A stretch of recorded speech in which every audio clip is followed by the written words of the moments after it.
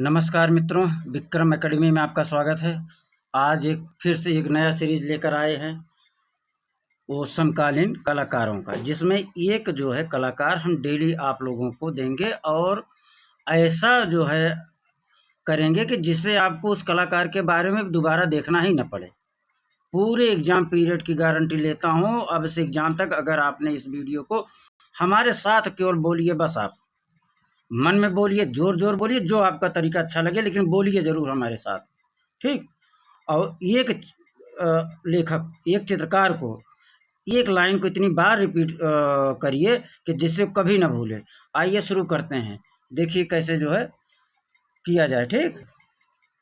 तो के हैबर का जन्म कब होता है मित्रों? 1912 में। मृत्यु 1996 ईस्वी। के हैबर का जन्म कब होता है? 1912 ईस्वी में। के हैबर का जन्म बराबर 1912 ईस्वी। के हैबर बराबर 1912 ईस्वी। के हैबर का जन्म बराबर 1912 ईस्वी। के हैबर का मृत्यु बराबर 1996 ईस्वी। आगे चले। के हैबर का जन्म 1912 ईस्वी में कर्नाटक के एक छोटे से गांव कंटगिरी में हुआ था। आप इस क्लास को देखने के बाद आप भूल जाएंगे भूलना। देखिए कैसे आपका रिवीजन कराते हैं। के हैबर का जन्म 1912। के हैबर बराबर 1912 ईस्वी। के हैबर बराबर 1912 ईस्वी। के हैबर किस राज्य से संबंधित हैं? के हैबर कर्नाटक से संबंधित हैं। के हैबर कर्नाटक से हैं। के हैबर कर्नाटक से हैं। के हैबर कर्नाटक से हैं। के हैबर बराबर कर्नाटक। के हैबर बराबर कर्नाटक। के हैबर किस गांव से हैं? के हैबर कंटगिरी गांव से हैं। के हैबर किस गांव से हैं? कंटगिरी गांव से हैं। के हैबर किस गांव से हैं? कंटगिरी गांव से हैं। के हैबर बराबर कंटगिरी गांव। के हैबर बराबर गांव कंटगिरी। के हैबर बराबर गांव कंटगिरी। आगे चलिए। किशोरावस्था में राजा रवि वर्मा के चित्र सरस्वती की प्रतिकृति अपने घर की दीवार पर उकेरने से उनमें चित्रकला सीखने का विश्वास उत्पन्न हुआ। सरस्वती का प्रकृति चित्र किसने बनाया? सरस्वती का अनुकरण आप समझिए। सरस्वती का फिर से चित्रण किसने किया अपने घर की दीवार पर? सरस्वती चित्र का अपने दीवार पर किसने अपने घर की दीवार पर चित्रकारी की? तो के हैबर ने। सरस्वती किसकी चित्रकारी किसने की? के हैबर ने। सरस्वती की राजा रवि वर्मा के चित्र था मित्रों। उन्होंने अपने घर की दीवार पर चित्रकारी की। सरस्वती को चित्र को देखकर, किसको देखे? सरस्वती चित्र को। उससे देखकर प्रभावित हुए और अपने घर की दीवार पर उसको बनाना शुरू कर दिए। कौन बनाता है? कंटगिरी के हैबर। के हैबर बनाते हैं। सरस्वती का प्रतिकृति किसने बनाया? के हैबर ने। सरस्वती का प्रतिकृति चित्र किसने बनाया? के हैबर ने। कहाँ बनाया? अपने घर की दीवार पर। आगे। मुंबई आने के बाद के हैबर जीवन यापन के लिए हैबर ने फोटोग्राफर के यहाँ समय रीटचिंग आर्टिस्ट के रूप में किया काम। प्रश्न उठता है, किसने अपने जीवन यापन के लिए फोटोग्राफर के लिए काम किया? मुंबई में किसने फोटोग्राफर का काम किया? तो के हैबर। जीवन यापन के लिए फोटोग्राफर का काम किसने किया? के हैबर। जीवन यापन के लिए फोटोग्राफर का काम किसने किया?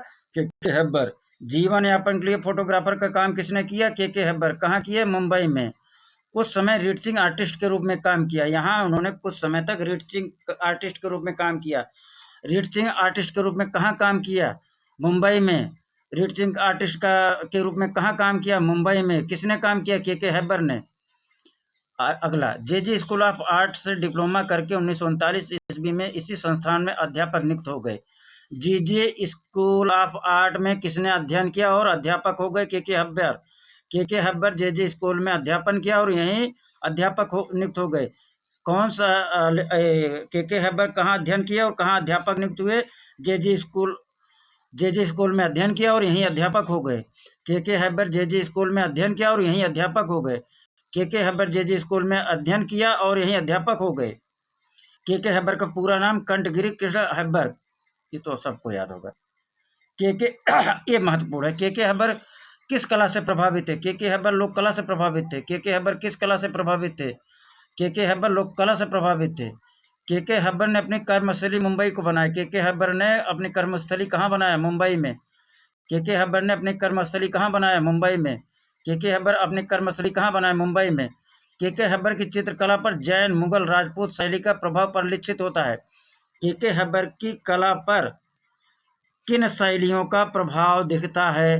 के हब्बर की किन शैलियों पर के हब्बर की चित्रकला पर किन शैलियों का प्रभाव दिखता है? तो जैन, मुगल, राजपूत शैली का प्रभाव दिखता है के हब्बर की चित्रकला पर। के हब्बर की चित्रकला पर किस शैली का प्रभाव दिखता है? के हब्बर की शैली पर जैन, मुगल, राजपूत शैली का प्रभाव दिखता है। के हब्बर की चित्रकला पर जैन, मुगल, राजपूत शैली का प्रभाव दिखता है। के हब्बर की चित्रकला पर किन शैलियों का प्रभाव दिखता है? के हब्बर की चित्रकला पर जैन, मुगल, लघु चित्र शैली का प्रभाव दिखाई पड़ता है। यहाँ भूलना मना है, ठीक। हेब्बर 1949 में जूलियन एकेडमी पेरिस में चित्रकला अध्ययन करने गए। के हेब्बर कहाँ गए अध्ययन करने के लिए 1949 में? तो पेरिस में, जूलियन एकेडमी पेरिस। पेरिस याद रहेगा तो आपको याद रहेगा। 1949 में हेब्बर कहाँ गए? 1949 में हेब्बर कहाँ गए? तो पेरिस में गए चित्रकला का अध्ययन करने के लिए। आइए आगे। के हेब्बर के अंतिम दिनों की चित्रण शैली कैसी थी? रेखात्मक थी। ये कंफ्यूजन आता है, क्या बोलते हैं, हमें पूछा है इनके अंतिम दिनों की शैली कैसी थी, इसको आप कमेंट करके बताइए। के हेब्बर के अंतिम दिनों की चित्रण शैली कैसी थी? रेखात्मक थी। के हेब्बर बराबर रेखात्मक शैली। के हेब्बर अंतिम दिन बराबर रेखात्मक शैली। के हेब्बर का अंतिम दिन बराबर रेखात्मक शैली। रेखात्मक शैली किसने अंतिम दिनों में किया? के हेब्बर ने। रेखात्मक शैली का अंतिम दिनों में किसने प्रयोग किया? के हेब्बर ने। प्रसिद्ध चित्र मुर्गे की लड़ाई किसका है? के हेब्बर का। प्रसिद्ध चित्र मुर्गे की लड़ाई किसका है? के हेब्बर का है। मुर्गे की लड़ाई किस माध्यम में है? तेल माध्यम में। मुर्गे की लड़ाई किस माध्यम में? तेल माध्यम में। मुर्गे की लड़ाई का चित्र कहाँ है? चंडीगढ़ संग्रहालय में है। मुर्गे की लड़ाई का चित्र किस संग्रहालय में है? चंडीगढ़ संग्रहालय में है। आगे चलें। के हेब्बर पश्चिम कलाकार पाल गोंग और पाल सेजान से काफी प्रभावित थे। अब आता है प्रश्न, के हेब्बर किन पश्चिम कलाकारों से प्रभावित थे?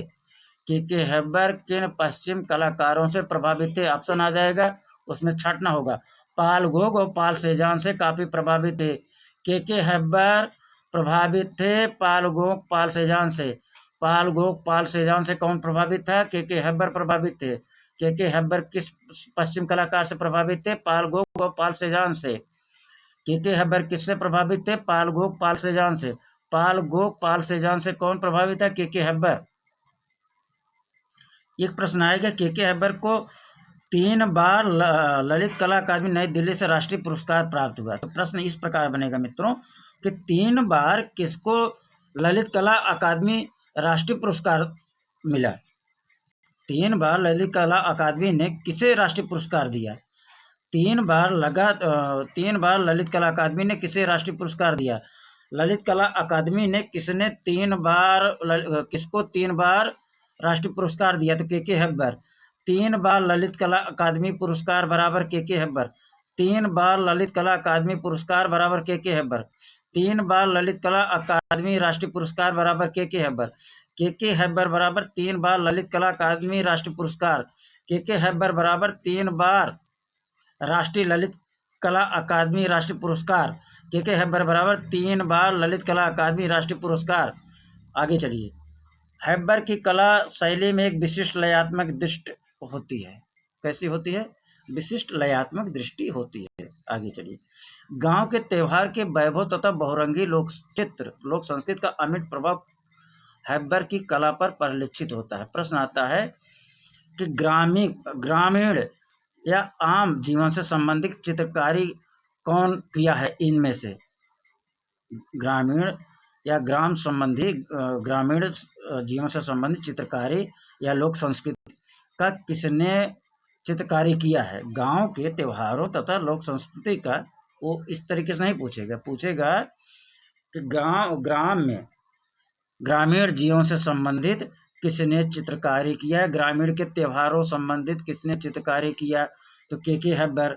ग्रामीण त्यौहार बराबर के हैबर। ग्रामीण त्यौहार बराबर के हैबर। ग्रामीण त्यौहार लोक संस्कृति बराबर के हैबर। ग्रामीण त्यौहार लोक संस्कृति का प्रभाव इनके चित्रों पर पड़ा। किसके? के हैबर के। ग्रामीण त्यौहार लोक संस्कृति बराबर के हैबर। ग्रामीण त्यौहार लोक संस्कृति बराबर के हैबर। गांव त्यौहार लोक संस्कृति बराबर के हैबर।